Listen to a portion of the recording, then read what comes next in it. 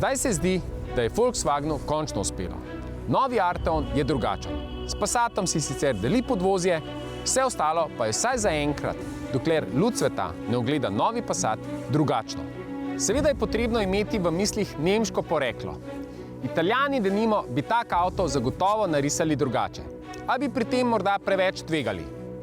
Nemci tega ne bodo storili nikoli in tudi niso. Vseeno pravijo, da so želeli Arteona ločiti od Passata in težko se s tem ne bi strinjali. Enako je z notranjostjo. V nasprotju recimo z novim Golfom, Arteon ni v popolnosti podlegel digitalizaciji. Že res, da voznika serijsko pričakajo digitalni merilniki, kar sicer nikoli ni bilo sporno, in na dotik občutljiv osrednji zaslon, a nekaj razlik v primerjavi z Golfom vseeno obstaja. Prvič, klimatska naprava je ločena od osrednjega zaslona, s čimer za njeno nastavljanje ni potrebno iskanje na osrednjem zaslonu, kar je seveda med vožnjo neprijetno in nevarno dejanje. Drugič pa si je mogoče umisliti zaslon tudi z gumbom za nastavljanje glasnosti in z gumbom za pomikanje po menijih. Volanski obroč lepo sede v roki, celotna ergonomija je na visoki ravni, navsezadnje pa je všečna tudi oblika armaturne plošče. Izpostaviti velja prezračevalne šobe, ki so se sicer znašle v oblikovalskem primežu, a so še vedno na mestih, kjer dobro opravljajo svoje delo in ne pihajo neposredno v glave voznika ali potnika. Največja prednost in novost pa je seveda prtljažnik. Redki so avtomobili, ki se jim dodaten prostor v zadku poda tako dobro kot Arteon. Hkrati ne gre zgolj za obliko, ampak oblika tudi dejansko zagotavlja dodatni prostor. Izpostaviti je potrebno še dolžino prtljažnika.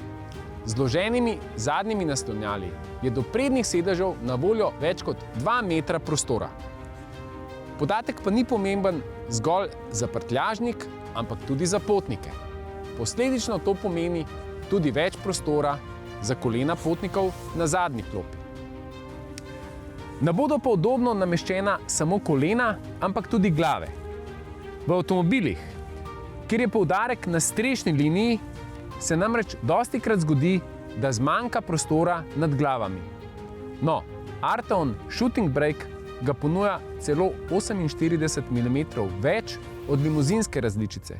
Rezultat pa je udobno sedenje tudi za višje rastle potnike. Še najmanj novosti in posebnosti ponuja Arteon na področju motorizacije in varnostno-asistenčnih sistemov.